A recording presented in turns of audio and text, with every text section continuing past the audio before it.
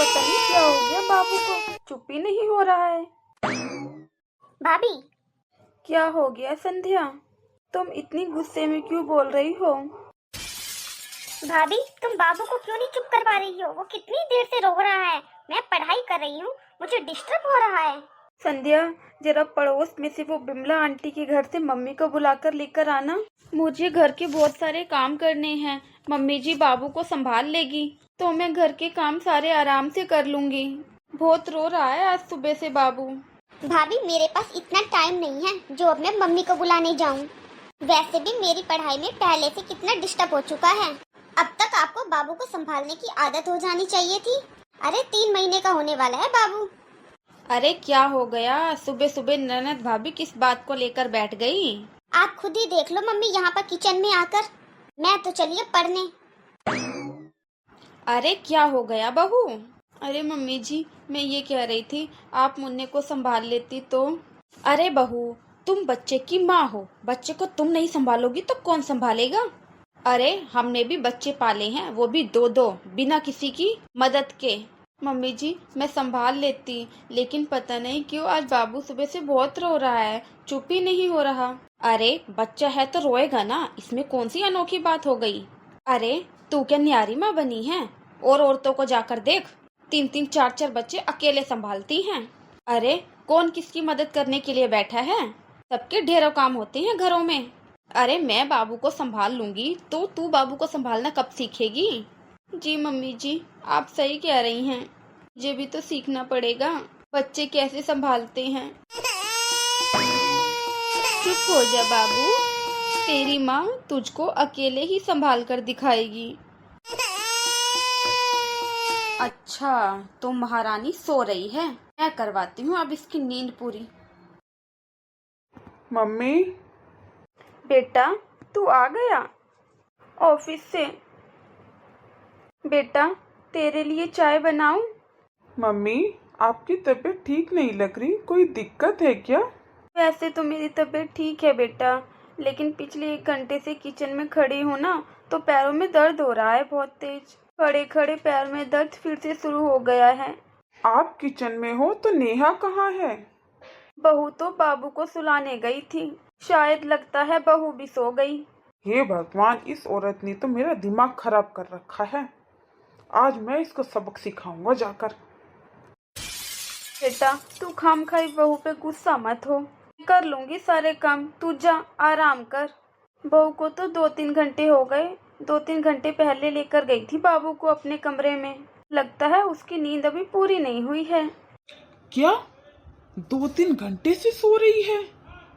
आज मैं इसकी खबर लेता हूँ। रहने देना बेटा, उसको भी आराम करने दे। अरे उसे भी तो आराम की जरूरत है। अच्छे से करवाता हूँ आज इसको आराम। नेहा। आप कब आए ऑफिस से? आपने मुझे थप्पड़ मारा, लेकिन क्यों? मैंने करा ही क्या है? तुम्हें जरा सी भी शर्म है? सारा दिन सोती रहती हो। मम्मी इतनी गर्मी में किचन में सारा काम कर रही हैं, खाना बना रही हैं, और तुम पूछ रही हो कि मैंने करा ही क्या है? मुन्ना की तबीयत सुबह से बहुत खराब थी, चुप ही नहीं हो रहा था, बहुत रो रहा था। मैं तो बस उसको लेकर लेटी ही थी, पता ही नहीं चला मेरी आँख कब लग गई। मैं सच कह रही हूँ, मेरी बातों पर यकीन कीजिए आप। अब तुम्हारे पास कोई और वजह नहीं रही है क्या, जो मुन्ने का नाम लेकर अब आराम कर रही हो? नहीं जी, ऐसी बात नहीं है, आप मम्मी से पूछ सकते हो, अब वो कितना रो रहा था। मुझे अब किसी से पूछने की कोई जरूरत नहीं है। मैंने अपनी आंखों से मम्मी को भी देखा और तुम्हें भी देखा। नेहा, तुम्हें तो शर्म आनी चाहिए। अरे जब देखो तब आराम के बहाने ढूंढती रहती हो। बताओ, मैं आराम के बहाने ढूंढती हूँ? जब मैं बाबू को लेकर पूरी पूरी रात जागती हूँ तब तो किसी को कुछ दिखाई नहीं देता, कोई झूठ को पूछने तक नहीं आता कि नेहा तुम्हारी नींद पूरी हुई है या नहीं। मैं थोड़ी देर बाबू को ले लूं, बाबू को भी संभालना है, घर के सारे काम भी करने हैं। अरे अगर थोड़ी देर आंख लग गई तो कौन सा गुनाह हो गया। अब तो मैंने भी सोच लिया, जब यहाँ पर किसी को मेरी फिक्र नहीं है ना, मैं अपने बच्चे को लेकर जीऊं मरूं जहां भी जाऊं, सोऊं जागूं कुछ भी करूं, फिर मैं कल ही अपने मायके चली जाऊंगी। अरे नेहा, ये कैसा खाना बनाया है तूने? अरे हम कोई जानवर तो है नहीं जो ये घास फूस खाएंगे। बताओ, हमें खाने की जगह ये घास फूस उठा के दे देती है, हम ये घास फूस खाएंगे?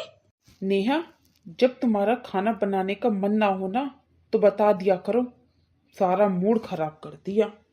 आप सब ना तो बाबू को पकड़ोगे, ना घर के किसी काम में मेरी हेल्प करोगे, तो मैं क्या करूं? अरे जो समझ में आया बना दिया मैंने। ठीक है, इतनी ही बेकार बनी है ना तो मेरी बात भी सुन लो। मैं जा रही हूँ अपने मायके, और आज के बाद खुद बनाकर खाना। हाँ हाँ, जाना है तो जा, कौन सा तू रहेगी जब भी चलेगा ये घर। अरे भगवान ने मेरे हाथ पैर सलामत रखे हैं अभी तक, मैं बना लूंगी खुद से खाना।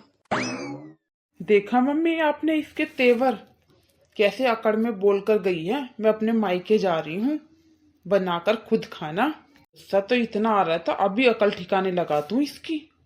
बेटा तू कुछ मत कह, अभी देख 2-4 दिन में अकल ठिकाने आ जाएगी, खुद दौड़ी चली आएगी मायके से ससुराल। उसी दिन शाम को। अरे बहू, तू कहाँ जा रही है? मम्मी जी, मैं अपने मायके जा रही हूँ। बहू, मायके से कब तक आएगी? जब तक मुझे बाबू को संभालने की आदत ना पड़ जाए। जाने दो ना मम्मी, देखते हैं कब तक रहेगी अपने मायके में। मायके वाले कब तक बिठाकर खिला देंगे इसको, आएगी तो वापस यहीं पर। 6 महीने बाद। मम्मी, हाँ बेटा, क्या बात है बेटा? मम्मी आपने अब तक नाश्ता क्यों नहीं बनाया? आपकी तबीयत तो ठीक है ना? नहीं बेटा, मेरी तबीयत ठीक नहीं है।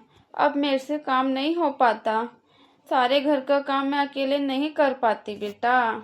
काम करते करते बेटा, एक तो नींद नहीं पूरी हो पाती, सारा दिन काम घर का करती रहती हूँ। थकावट की वजह से और नींद ना पूरी होने की वजह से मेरा बीपी बढ़ गया। संध्या भी ठीक से मदद नहीं कर पाती, मैं बहुत परेशान हो गई हूँ बेटा। मम्मी, मुझे तो नेहा पे बहुत गुस्सा आ रहा है। 6 महीने हो गए हैं, बताओ, अब तक अपने मायके में पड़ी है। जरा सा भी होश नहीं है उसे कि हम यहाँ पर कैसे रह रहे हैं। ऐसी बात नहीं है बेटा, नेहा तो हमेशा से होश में थी बेटा, होश तो हमारे खोए हुए थे। वो तो बेचारी अकेले सारा दिन लगी रहती थी, बच्चा भी संभालती थी, घर का सारा काम भी करती थी, और साथ साथ बेटा हमारे ताने भी सुनती थी। कभी कुछ नहीं कहती थी वो बेचारी। और हमने क्या किया, उस बेचारी को अकेला छोड़ दिया। उसे परेशान और दुखी करने का एक मौका भी नहीं छोड़ते थे हम। आप सही कह रही हो मम्मी। अगर वक्त रहते इंसानों की कदर कर लें तो हमें दिक्कत ही ना हो। आप सही कह रही हो मम्मी, मैंने भी भाभी को बहुत भला बुरा कहा, शायद भाभी मुझे कभी माफ ही ना करे। जरा देख तो बेटा, गेट पर कौन आया है? मैं देखती हूँ मम्मी। पता नहीं इतनी सुबह सुबह कौन आया है गेट पर। मम्मी, भैया, नेहा भाभी आई हैं। देखो मम्मी, हमारी नेहा वापस आ गई। हाँ बेटा, चल जल्दी। मम्मी जी, मुझे पता चला आपकी तबीयत खराब है, इसलिए मैं तो फटाफट चली आई। भाभी, लाओ बाबू को मुझे दे दो। भाभी, मुझे माफ कर देना, मैंने भी बहुत गलत किया है आपके साथ। कोई बात नहीं संध्या, वो सब तो मैं कब का भूल चुकी हूँ। प्रणाम मम्मी जी, आप बताओ अब आपकी तबीयत कैसी है? खुश रह बेटा, मैं ठीक हूँ, और तुम मुझे माफ कर दे, मैंने तेरे साथ बहुत गलत किया। हम सबको अपनी गलती का एहसास है। हाँ नेहा, अब हम सब मिलकर जिम्मेदारी उठाएंगे, बाबू की भी और घर की भी। हम तुम पर अकेला बोझ नहीं पड़ने देंगे अब। ये तो बहुत अच्छा सोचा है आपने, इससे हम सबका काम आसान हो जाएगा। बहू, आज से बाबू की जिम्मेदारी सारी मैं उठाऊंगी। मम्मी, मैं भी जिम्मेदारी उठाऊंगी बाबू की अब से, आखिर मैं इकलौती बुआ हूँ उसकी। हाँ हाँ संध्या, क्यों नहीं।